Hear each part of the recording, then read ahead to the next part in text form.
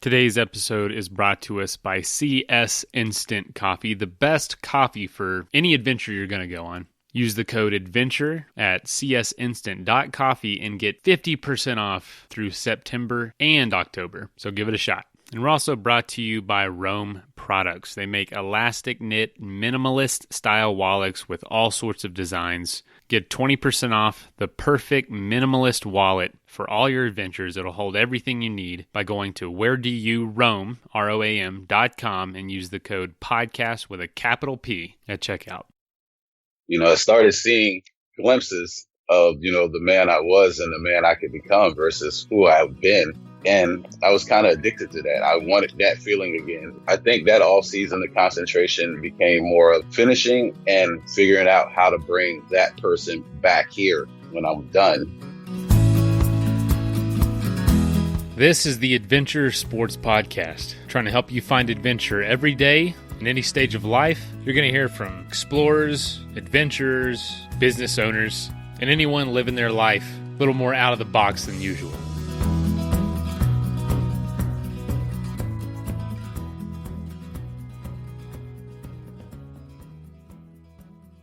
I am really excited about this episode. Will is a great guy, just a pleasure to talk to, and I'm sure just a pleasure to hike with. He recently got off the Continental Divide Trail, completing the Triple Crown.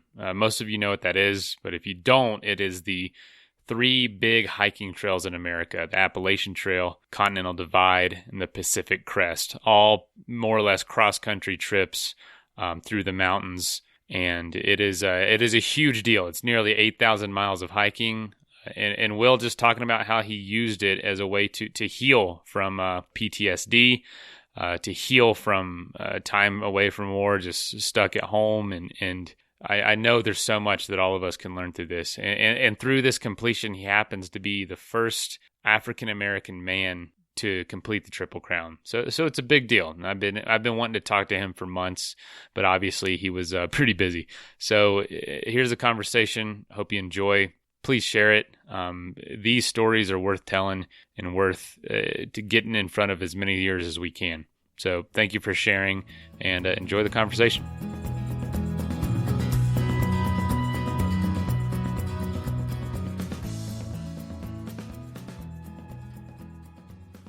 Where are you recovering? Are you at home? Yes, I'm at home in Louisiana. Okay, and is that where you're from and where you grew up? I grew up in Louisiana, but I was a military brat. I was actually born in Germany, so moved around a lot in my early years, but Louisiana is home for me. Okay, awesome. So what kind of things did you grow up doing? What was some of the interests that you had and some of the interests your family had? Growing up, most of the stuff that I did was just like more traditional sports: basketball, football, baseball. Being born in Germany, soccer was a big thing when I was real young. Oh, yeah. My family used to do league bowling and things, but never really anything, say, outdoorsy. Okay, so did you excel at any of those other sports? Oh, yes. Basketball, I was usually one of the top players in the state that I lived in. And football, I was pretty decent in. But I had some opportunities to possibly go to some smaller schools to play basketball as a youth. Okay. And did you do that, or did you not pursue it? I was a bit of a troublemaker when I was a teenager. Okay. So a lot of those opportunities kind of went out the window. So, I ended up going to the military, but that was the best thing for me. I really did need to grow up at that time. So, yeah, you mentioned you went into the military, and was that, you said you grew up an Army brat, so you kind of knew what that life was like. Is that something you wanted to do, or did you feel pressured by your family? I never felt pressured by my family. My father told me my whole life, you are not going to the military. I've done enough time for both of us. What did I do when I turned 18? I joined the military anyway. I think it was more of a life that I knew. So it felt like, the right thing to do. I felt comfortable there. Well, did you feel comfortable once you joined yourself? Oh, yeah, definitely. Between the military jargon, military bases, the military mentality, this was more familiar to me than the civilian sector was. So I felt right at home. And now, how long were you in the military? 5 years. 5 years. Okay. And now, and I know you were deployed during that time. What was that experience like? How did that begin to change you? Was it what you expected? It wasn't what I expected. You kind of think things are going to be a little more organized than what they are, that you're going to have, constant purpose all the time. But a lot of times, no one really knows what's going on from day to day. And a lot of times you're just sitting around twiddling your thumbs waiting for the next thing to occur. But I didn't, in the military, I worked electronics for Apache helicopters. But when you go to deployment zones and things, it's almost like your MOS, your actual job, comes second, soldier first. So you end up doing all kind of other additional duties, from gate guards. You may be put on detainee guards. You may be sent to do convoys. So, you just didn't narrow down on your just specific job. So it just made everything even more tough. But a lot of the things that I experienced out there weren't things that, I think a lot of people probably could just deal with on a day to day.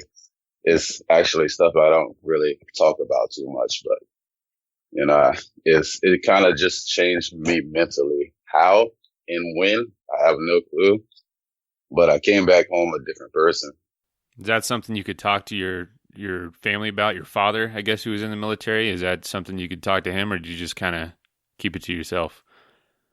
My dad actually deployed to Iraq once too for Desert Storm, but it's something we really don't talk about. Is that just something you both just agreed to do? Because it seems like there's so much common ground there. I think we both recognize that, we spent time in the same sand and we kind of went through some of the same things. So it's almost to the point where there's nothing that I can tell him that he doesn't know, and vice versa. So we kind of just leave it off the table. Hey, all right. Yeah, man, that's funny you say that. I have a good friend that I went hiking with not long ago, and he was in the military for I think 5 or 6 years. And I asked him, I said, what is the biggest misconception that a civilian has about the military? He said exactly what you said. He goes, that it's organized. He goes, it is so unorganized. It's sitting around, exactly what you said, man. Sitting around, not knowing what to do, not knowing why you're there, with these spurts of purpose and organization, but a lot of it just waiting on something to happen. That pretty much sums it up. Man, that's so crazy. That's so crazy to think, Mm-hmm. Yeah, that would definitely shock me if I was to experience that, but I never have. It's times when you're out there where you're expecting something to happen all the time. And just the expectations of something to happen, even if you don't leave base or see combat or anything like that, I think that's enough to kind of mess you up when you're always expecting something bad to happen and it doesn't happen. And then the next day you're waiting for it again and it doesn't happen. So I think just that experience alone, causes a lot of frustration, a lot of PTSD, and a lot of mental issues for a lot of soldiers. I've never thought about it that way. You're always expecting the worst, but it's not happening. And yeah, that's not a good strategy to live your life back home. You know what I mean? People that live like that are you're prone to a lot of anxiety, a lot of panic, a lot of depression. So I imagine transitioning back to civilian life was not easy. Not at all. Just coming back to civilian life, that is one thing that the military does very well. Any issue, any problem that you have, from financial to housing, there's someone's job right there to take care of just that specific thing. When you go back to the civilian sector, you're on your own. There's no person that you go to when you have this issue, that issue, or another issue. And then when it comes to the mental mentality and the medical things, in the military, you're kind of encouraged not to go to TMC for sick call and things like that because it's during PT hours. So when you go, it's automatically assumed you're trying to get out of doing PT. So you kind of hurt yourself, you have these mental issues and you don't seek treatment while you're in the military. And that kind of continues in the civilian world. You forget how to be a civilian, how to make those appointments, how to ask for help, how to go talk to, the mental health professionals, because this wasn't encouraged while we were in the military. So you basically have to learn how to be a civilian all over again. Dang, man. It's like this pressure to tough it out. And that's like sometimes the worst thing you can do. Hmm. You got injured in the military, correct? Is that something you're open to talking about? Uh, my injuries, I've had my right wrist reconstructed multiple times, but that's usually as far as I go with that. I've done damage to both my knees, which is why I wear knee braces. I was going to ask you, what is wrong with your knees, man? Because I got knee problems too. I want to know if we're in the same boat. I developed a tracking disorder, and my kneecaps don't just go up and down; they go side to side, diagonal, so they dislocate very easily. So the braces that I wear are designed to keep the kneecap on a steady track going up and down. But for years, that went undiagnosed, and to walk, my leg actually drags. So my right side is turned out to the right. So my hip is turned to the right. I have to actually physically make my leg go straight. But with the backpack on, it kind of helps with the hip belt, makes it easier for me to keep the leg straight. Yeah, I've got tracking issues too, in my knees, and it's led to a lot of issues after lots and lots of years of just abuse with sports and Hmm. everything. So, I can relate to feeling a little limited physically after years of not thinking about it. Oh yeah, It's tough. it's not a fun thing, but it's one of those things where it's gonna bother you even if you're not doing anything. So you might as well just do the things you want to do. You might as well just beat them into the ground and get them replaced or something in like 10 Yeah. years. I actually had a doctor tell me that. He's like, yeah, the best advice I can give to you is just go out and destroy them. Really? It's like, okay, we'll do. Oh, that's perfect, man. Because a lot of doctors want to say, play it safe. Don't do anything for until you can get replacements. It's like you're too young to get replacements at this age. So I'm just going to tell you, just destroy them and force our hand. So I guess you Golly. can say that's kind of what I've been doing the last couple of Yeah, years. no kidding. Good Lord. 8,000 miles of hiking, man. Yeah, I hope there's no, I mean, that probably makes some doctors cringe listening, but, hey, you had experiences that you wouldn't trade, I'm sure, the ability to walk for. You know what I'm saying? It's just, I can't imagine what you've seen over the last few years. And even some of the most painful days I've had on trail have been some of the most rewarding. So it's been worth it. I can imagine. And now, when you got back from the military, I know there was a big gap between when you did and then when you started your hikes. Mhm. And I know you've probably retold this story over and over. I'm sure you're probably sick of it, but I wanted to know from the first inspiration, which was a book that you saw while in the military about the Pacific Crest Trail, to Hmm. when you first stepped on the trail. Why was it such a long period of time, over a decade? You know, once I got out the military and started doing all the surgeries, all the physical therapy, the medications, the treatment, you know, it just was something that kind of got lost in my mind. I completely forgot about the trail that I read about in '03, and my mental health just deteriorated more and more and more and more.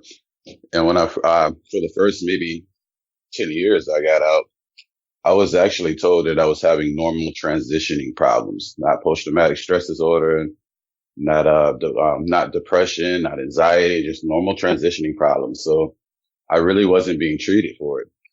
So I kind of self-medicated with a lot of alcohol and, mild drugs and things like that. So I kept myself in a state where, the memory wasn't the best thing. And I was depressed a lot. I had multiple times where, I attempted to kill myself, to commit suicide. And it just, kind of just steamrolled. My mental health just got to the point where I didn't leave my house. My room basically became like my prison. And that day, back in April, March 2016, I was just in my room as usual because I hardly ever left it, depressed, frustrated, and everything, and just happened to glass up of my TV and Wild was on. So I'm seeing Reese Witherspoon with this pack, and I started remembering. I remember reading something about a trail that's similar to this. Something somebody hiked from the beginning to the end. I wonder if it's the same trail. So I started Googling Wild and Cheryl Strayed and found out that she was on the Pacific Crest Trail on the show. And once I saw Pacific Crest Trail, it jogged my memory. It's like, that's the trail that I read about, the one that I said I would love to do one day. It's like, I'm in an extreme dark place in my life right now. Maybe it's going to take something that extreme to get me out of it. And, like 2 weeks later, I was at the southern terminus. 2 weeks? Yeah, that night. Dang. That night, I Googled everything I could find about through hiking and gear and, town guides, yogis, Carrot Quinn's through hiking will break your heart. I stayed up probably like 14, 15 hours straight that night and didn't sleep at all. Just Googling and ordering on Amazon and learning about stores like REI and ordering gear from there. So I probably started that trail easily with 60 pounds in my pack because I didn't know what I was supposed to do. So I just got everything that I could find online associated with through hiking. It's like, we'll make it work. So, I mean, just logistically, like in your life, you were able to do that? Like you just were able to say to the people around you, I'm going to be gone for 6 months? Yes, I mean, being that I'm single and I haven't been working for years with all my disabilities, every time I've gone back to work, usually I've messed something up and had to have another surgery. So I live off my VA disability. I was able to kind of just tell my family, it's like, look, this is what I need to do. I spent a lot of my life making sure that I did things for everyone else. I need to do something for myself for once. And I know it sounds selfish, but at this point, I kind of think I need to be a little selfish and worry about me. And my family was all for it. I was going to ask, man, what did your family say? Because that's a quick decision. They were all for it. It's like, this is what you think you need to do. Go out there and do it. I think they just, really, really wanted to try to help me get through what I was going through, but didn't know how. And when I proposed this, I think it gave them a way to try to figure out how to help me. And that was just to be supportive. So my family is some of my biggest cheerleaders. Dang. Did they know what the PCT was, or did you have to say, hey, I want to walk 3,000 miles? They had no clue what the PCT was. I had to explain it to them.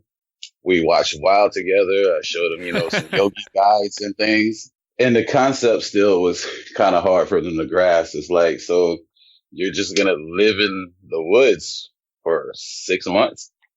It's like, well, it's woods, it's deserts, it's mountains. I'm not just going to be living. I'm going to be walking every day, because back then I didn't know there was a difference between walking and hiking.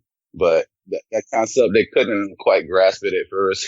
Then when I started sending them pictures and calling them in town and giving them updates, they started getting more and more and more into it. By the time I hiked the PCT the second time, they already knew how to use my spot device. They could track me. They knew what was going on, the terrain. They were waiting for those pictures. By the AT, I think my nieces may have knew more about the AT than I did when I started. It's, you don't realize a lot of people, when you decide to do this, you don't, it's not just you, like you said, it's doing something for yourself, but most of the time you are bringing so many other people along with you to learn about Definitely. something they never would have even thought about, probably for the rest of their lives. Definitely. That is crazy. So you watched, who would have thought Reese Witherspoon would be one of your biggest inspirations too? No, Reese Witherspoon and Cheryl Strait, they got me hiking. That's too funny, man. So you get all your gear together and you head out. I mean, what do you think one of the biggest learning experiences was early on? I think what I learned early on and what's benefited me since then, I don't need as much stuff as you think you need, and not to worry about so many of my fears. It's like when I started with like 3 water filters in case one breaks. I need to be ready for that. Mm-hmm. Double this. 3 lighters. 3 of that. I kind of learned that, my fears were controlling so much of what I did and so many of my decisions. And as I was going along, I was able to, reduce so many of the things that I was afraid of. And that was probably one of the biggest things I learned, was to let go of so much of my fear and just not worry about as many things that are out of my control. And that became a big part of your presence on the trail too, not worrying. Yes, by day 3 on the PCT, my first year, I had my trail name. I had all these ideas. I had all these thoughts of how I'm going to do this, all this stuff I figured out in 2 weeks. But I met a young lady on the trail. I gave her the trail name Cookie. And this is a crazy story. Uh, you know, it was actually, the second day I was on the trail. First day on trail, I got my trail name. I stayed with Bob, a trail angel in San Diego. So excited the night before, so nervous, and started at the terminus early in the morning. Sun's not even out. No one else is out there. I'm scrolling along, the day is going by, maybe around 2 o'clock. I feel like I'm getting ready to die. My body's not working right. I have no energy. I feel like I'm about to fall over and collapse. And Cookie is sitting on this rock and she sees me and she's asking me, am I okay? And I'm telling her what's going on with me. I don't know what's happening. Maybe I made a horrible mistake. Have you been drinking water? Are you like diabetic or anything? It's like, no, I've been drinking water. I'm not diabetic. I just don't know what's going on. She's like, have you eaten enough today? And at that point right there, I felt so stupid. I didn't eat anything that day, the night before, because I was so, excited and nervous about the trail, or the day that I left Louisiana. So I hadn't eaten anything for like 3 or 4 days. But she gave me the shot. I gave her the name Cookies because she fed me cookies to keep me going. That night we camped together and she was like, so what are you planning to do for this stretch for food? It's like, I had a plan at the beginning and that was horribly wrecked. So I'm just going to figure it out. Well, what are you going to do about the snow in the Sierra? Figure it out when I get there. But what are you going to do about getting home once you get to Canada? I got 6 months to figure that out. So I'm just not going to worry about it. She's like, man, you don't worry about anything out here, do you? It's like, I worry about everything in my normal life. This is where I'm unplugging. And that's when she came up with the Akuna Matata, no worries.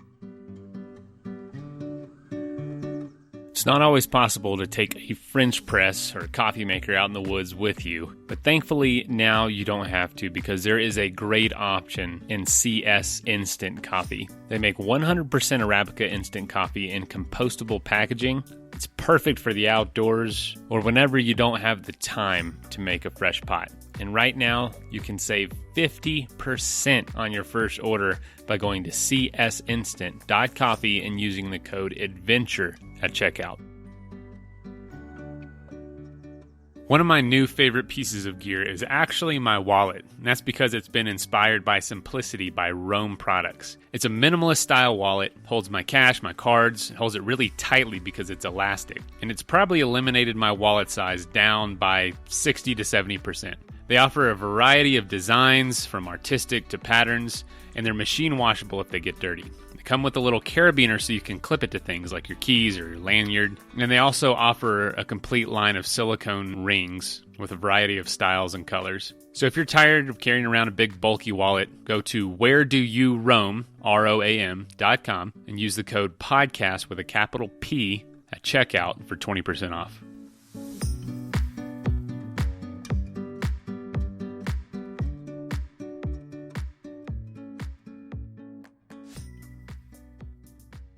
Wow. And then you eventually dropped the H off Akuna, right? Yeah, my first name starts with a W, so I'm always at the bottom alphabetical order. But once I want to be at the top. Oh man, that's too funny. Yeah. I didn't know the story behind that. Thanks for telling that. No problem. When you start any adventure, I remember my first big trip like this. You imagine what the beginning's going to be like. Then you get there, and then it all hits you, the reality of it all.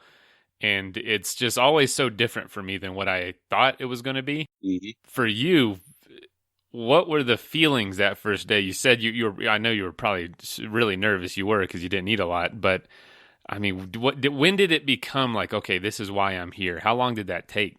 I kind of thought to myself before I started, I didn't have a realistic goal. Yes, I wanted to get to the end, but did I know I could go that far? Not at all.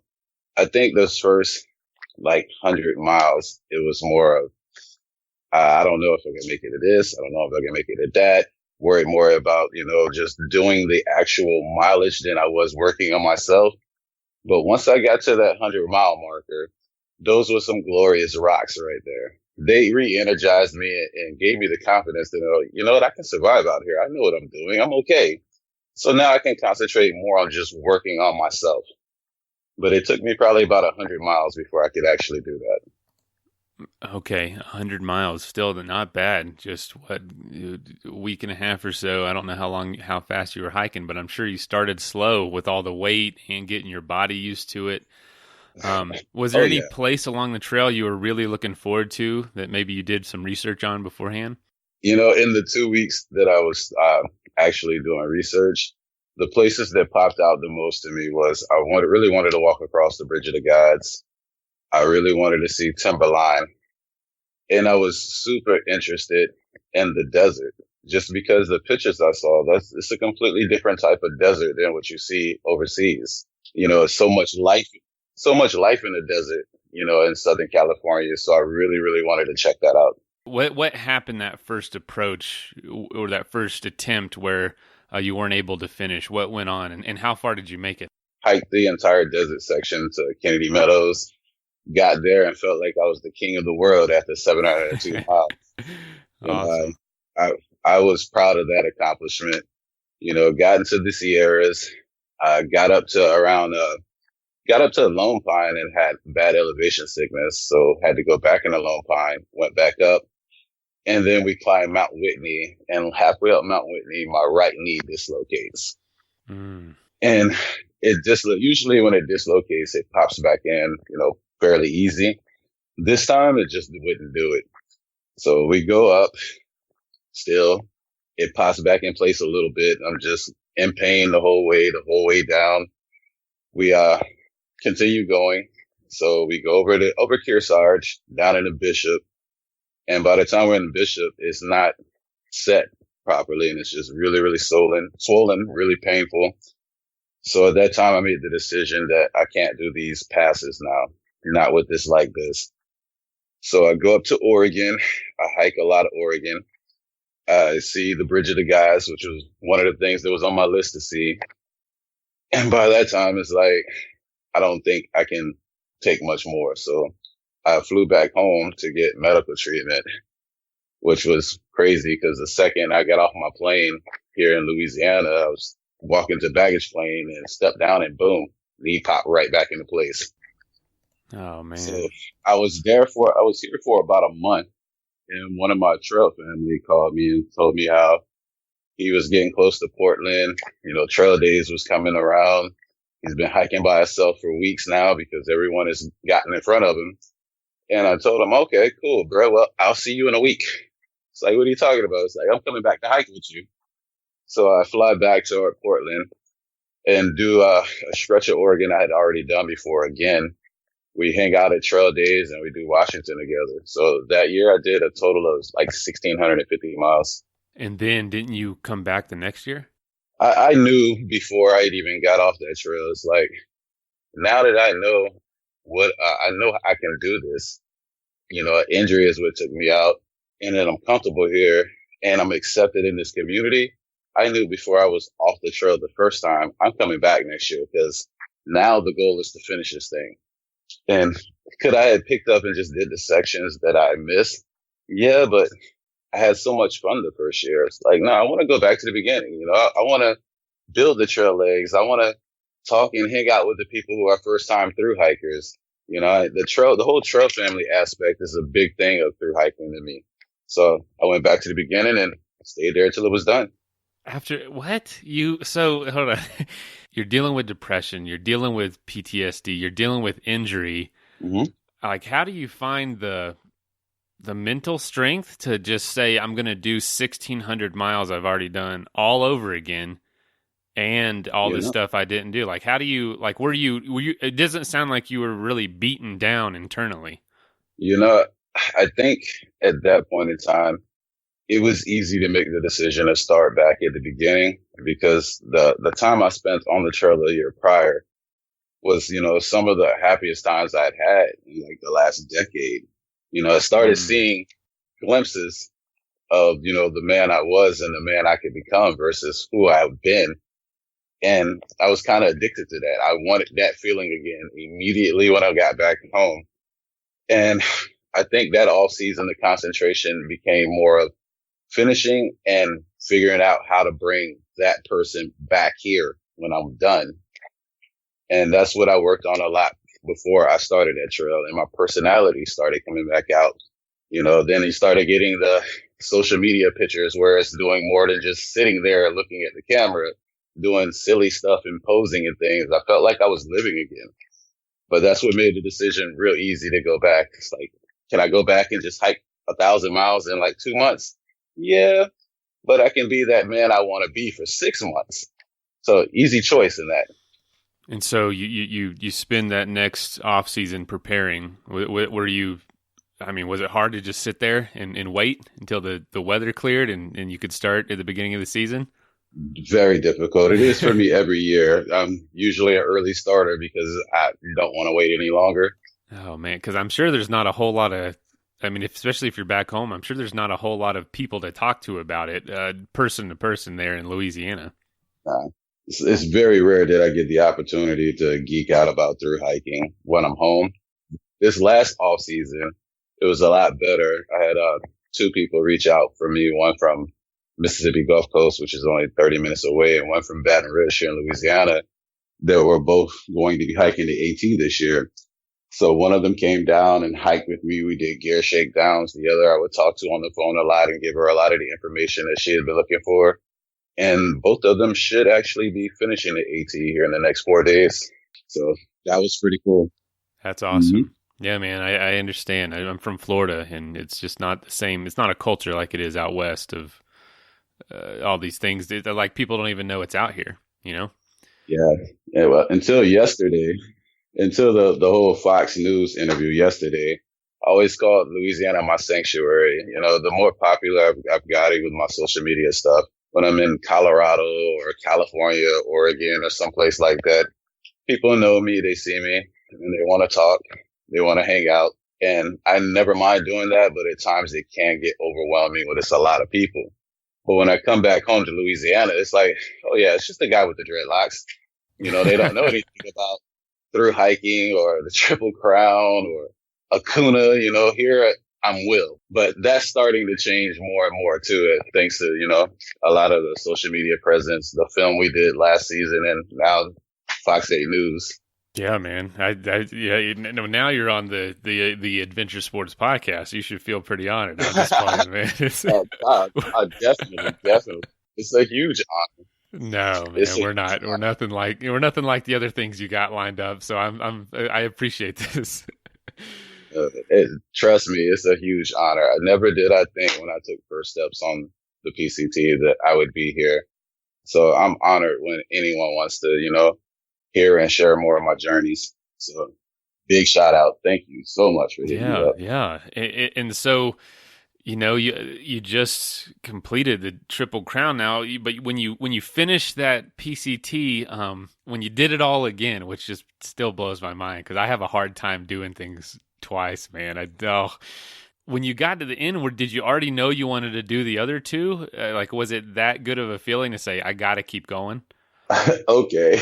If I'm being honest here, I know I'm probably going to tick off a lot of thru hikers that hear this. But, halfway through the trail, I started thinking about the other trails. Now, the CDT, I'd always heard about the brutality of it, and I knew seasoned hikers that had been hiking their whole life that didn't want anything to do with that. I hadn't done a lot of research on it, so it was like, yeah, the CDT is probably something I'll never do. Then it was the AT was the other option as far as the big three goes. And this is the part that's going to tick a lot of hikers off. I had no desire at all to do the AT. Why is that? It just did not sound like it was going to be a good time to me. It seemed from what on the West Coast, when you start hiking there, you hear about the AT as the party trail. The infamous drunken parties at the hostels, a lot of crazy things going on. And it was the complete opposite of the PCT, which was something I love. So if it's the opposite, I'm probably going to hate it. So I had no desire to even fathom doing the AT until we were probably like 600 miles from the finish. And it's like, you know what? I'm doing the AT. And my trail family looks at me and they're like, are you serious? As much as you said you don't want any part of that, it's like, I don't want to stop hiking. I might as well hike on some of the bigger trails. Also, I mean, it's a different experience, and I'm always down to try different things. It sounds like it's different than what we do here on the PCT, but I like to check that out for myself. So the next season, I was on the AT. Man, that is so funny you say that. I have always felt that way about the AT, especially compared to like the PCT, where it seems so, or the CDT, where it seems so much more rugged. It's much more diverse. Like, you know what I mean? You get above tree line, you're going, it's just everything's more extreme and dramatic. And then like the AT always felt like this very mundane, quaint, like cousin to those two trails. You know what I'm saying? I agree with you 100%. If you want views and, spectacular scenery and maybe even a bunch of sketchy stuff, the PCT, the CDT, that's your avenue. If you want a more social experience and have, a whole bunch of great towns to go check out, the AT is probably more your thing, mainly because of the woods and the green tunnel. It makes it hard for you to get the views that you would get on the other trails. And for me in 18, when I did get the viewpoints, it was almost always overcast. So what kept me going on that, and the thing I really loved about that trail, was the actual social environment. My trail family was a pretty good size and came from all kind of different backgrounds. And you met so many other people there who were first starting out through hikers, and, it reminded me when I was still at the terminus, not knowing what to do. So the social aspect of the trail on the AT is pretty doggone cool. I mean, in a way that probably helped fulfill a different part of you that the PCT couldn't do. The PCT, I kind of learned how to get my courage back, and I learned how to be, a part of a group again. The AT, I kind of learned how to be a leader again. I had experience through hiking. My personality had started coming back out, so people gravitated to me. And there were so many people, on trail in towns and things like that it kind of forces you to be in that social area. So I was able to redevelop my social skills with a bigger group of people and develop my leadership. Do you call yourself a leader? Most of the time, if you ask people I hike with, they'll tell you I don't want to take the lead. I'm more of a let's be democratic and, the majority, what we want to do, that's what we're going to do. But a lot of times I get put into that role. I guess as my homie Shep would tell me, I'm kind of an alpha at times. People always look to me and be like, okay, so what do you want to do? And if I give my opinion, that's usually what we end up doing. But I try hard not to. The leader takes the blame, so I don't want that. Right. That's interesting. So the social aspect is what was most important there. Well, you didn't have that on your next hike, I imagine, to the degree at all. It was that if anything was a little disappointing about the CDT, that would be what it was. Trail families and, the other hikers had become such a big thing for my hikes. It was the thing I looked forward to most in the off season. This hike on the CDT, outside of me and Undecided, we really didn't develop a trail family to just hike together for huge sections. Later in the trail, we started meeting other hikers and can hang out with them in town and occasionally camp with them. But for the most part, it was just us two. We went from the border of Mexico all the way to around Chama before we finally started seeing hikers. And most of them are people who flipped up to get snow gear and things. They sent to Chama and then we're going back. It took to almost the middle of Colorado before we actually had the opportunity to camp with another hiker. Gee, middle of Colorado. That's about when I met you too. Yep. For a lot of people that listen to this show are people who want to do something like this but never have. Well, can you just explain what is it like living with a trail family? You guys are literally hiking together every day, camping together every day, and you're just kind of moving all as one big unit. Is that right? Yeah. When you're with your trail family, you may not hike, single file all day long, but you set the same goals. Yeah. Get into camp. You want to do your 20 or your 25 the next day. You pick a good waypoint for where to meet up that night. And you kind of just go at your own pace and distance. That way, no one's forced to travel with the really fast person. And if you're slower in the group, you're not forced to try to keep up or anything. So that's what we would usually do. And occasionally stop during the day at water sources to congregate, see how everybody's doing, making sure the plan is still good. Everybody's still vibing. You may stop for lunch and you get to, congregate again, eat some lunch. The person in the front may see something that day that the person in the back didn't. So you get to kind of chop it up and catch up on how the days go. Then when you get to camp, you look forward to seeing these people because now we're just going to sit around. We're going to talk about our day and joke and laugh. So, your trail family reminds me so much of being in the military. You bond with these people instantly. Instantly, the people in your trail family become family. You're a team. You all have the same goal. It's either you're trying to make it to Georgia to Katahdin or Mexico to Canada. And we're going to help each other do this. But you end up getting so close to these people so quick that you may, share or do things with them that you only do with people in your whole life, but you feel like you do know them that way. So it reminds me so much of the military bond. Wow, that sounds awesome. When you just completed last week, what were some of the feelings going through your mind? What was was it just focused on that finish line, or was it more, what am I doing next, or am I just getting to this goal? What was it like for you? I think I started contemplating it a few hundred miles before the end. I've never been a huge emotional person, so the big emotional outburst at the terminus didn't happen. But I was thinking more about, what to do next season. I have so many ideas of things I want to do, and more about if, what I've been doing the last few years and now achieving the Triple Crown is inspiring, more people of color and more veterans to hit the trails. And how can I continue to do that and just make it bigger? And I think that's more what was on my mind the last few hundred miles is, okay, the Triple Crown is done, but the work isn't done. So how do I continue the work and just let it grow? Does it worry you? Uh, no, not really. Maybe a little bit at times, but not so much because, the response to, everything has been so great. And I already know we've been helping and touching so many people's lives. And like I said earlier, I'm one of those people where I'm willing to try pretty much anything. And there's so many trails. There's so many other experiences out here that I can share with people. And there's a whole big world of hiking, So Yeah. Filling that gap isn't going to be hard. It's just a matter of settling on what I want to do next. There's a lot of options after the Triple Crown. Those are obvious, but like, man, there's millions of miles of trails out there around this world. Yeah, it's like I've been floating around thinking about the AZT, the Teora, Chile, Patagonia, the Trail of Parks, going out and hiking the North Country Trail.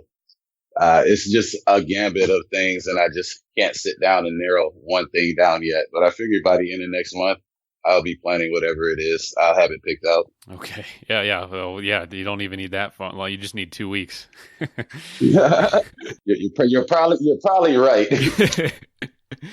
So can I ask you this? It seems like an epidemic, man. Like people are dealing with mental health issues. I know it's something I've definitely struggled a lot with. And the outdoors seems to really just dramatically help it. What is it to you about hiking that helps you deal with that? For someone who's never hiked before that's dealing with depression or anxiety, what does hiking do to that? I think hiking actually gives you the ability to actually confront some of the things that have been frustrating you, making you angry, depressing you, without the distractions that you get in your normal day to day. It's like when I'm out on a trail somewhere, if I'm frustrated, I can scream my lungs out and everyone's cool with that. When I need to work something out in my head, I can work it out without my cell phone going off, or cars and motorcycles driving around, or the TV's blaring, or people asking you for this or that. This is just you. And sometimes it can be frustrating because, when you're hiking, you pretty much think about every decision that you ever made in your life, whether it was the wrong thing, the right thing, your interactions with different people. You confront your demons. So you have nothing but time to be in your head and just work things out. Yeah, that's one thing you got a lot of is time to think. Mm-hmm.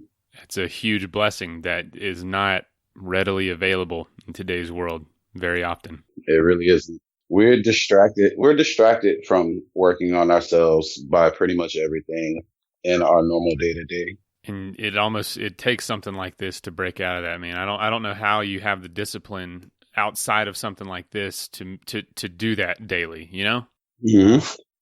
Yeah, and I mean, some people may have their like yoga and things like that they turn to kind of concentrate on themselves. But for me, it's not enough reinforcement, because once I leave that yoga studio or that gym, you're right back to all these distractions. Mm-hmm. And I crave more than an hour or 2 hours for myself at times. Yeah, through hiking is where it was for me, being out in nature. Yeah. 6 months. You got 6 months to think about a problem. Or even if I go on a hike here on a bike trail or something like that, I know I don't have to be dealing with all the distractions until I want to, versus going to a gym and your session is over within an hour. Now you have to go back to it. I can go out on a bike trail and maybe it's something I'm working out in my head, and 5 miles, I got it worked out. Cool. But if it's not, I can just stay out there, and 10 or 15 or 20 miles may go through. So I don't have to come in until I've figured out what I need to figure out for myself. And that's one of the beauties of through hiking too, is everyone wants to get to the end. But while you're out there, if you worked out everything you needed to work out and accomplish everything you wanted to accomplish in your hike, you can always end it. And it's not a failure. No, because you figured out what you needed to figure out. You worked out what you needed to work out, and you improved yourself. So if it takes you 100 miles or 3,000 miles, that's a successful trip, in my opinion. Yeah. And if you're at the end of 3,000 miles and not figured it out yet, well, there's another two other trails you can do, and then some, Exactly. Do them again if you want. Exactly. And, those options are there. They really are, man. And that if you can't figure it out in 100,000 miles of hiking, well, you probably won't have to figure it out anymore, because that's your whole life. Yeah, I mean, now you're a professional hiker now, so don't worry about the other stuff anymore. Right. There you go. So, man, does being the first African American to do this, that mean anything to you? Is that something you care about? I think that's starting to slowly finally sink in. Since Alda doesn't keep track of, demographics and things, it was something that I didn't know if it could be proven. I've done research a little bit about it. I was wondering, Merrill, they've done research on it. And most of the thru hikers that I've ever talked to or interacted with had never heard of one. But I think I'm honored to be the first Black African American male to Triple Crown. But more importantly to me, it's a huge achievement because it shows people from my community that you can be accepted in nature and you can actually thrive in it. So the big part of achieving the Triple Crown for me was mainly to be able to get a bigger platform just to spread that message. I mean, congratulations. And as my last question, I want to be respectful of your time. If you could say something to yourself when you were in the middle of that kind of 12 years of exodus or whatever you want to call it, what would you tell somebody that's in that right now, and what would you tell yourself back then? As cliche as it sounds, I think I would tell myself better days are coming. Just stick it out. Understand that dark clouds come, but so does sunshine.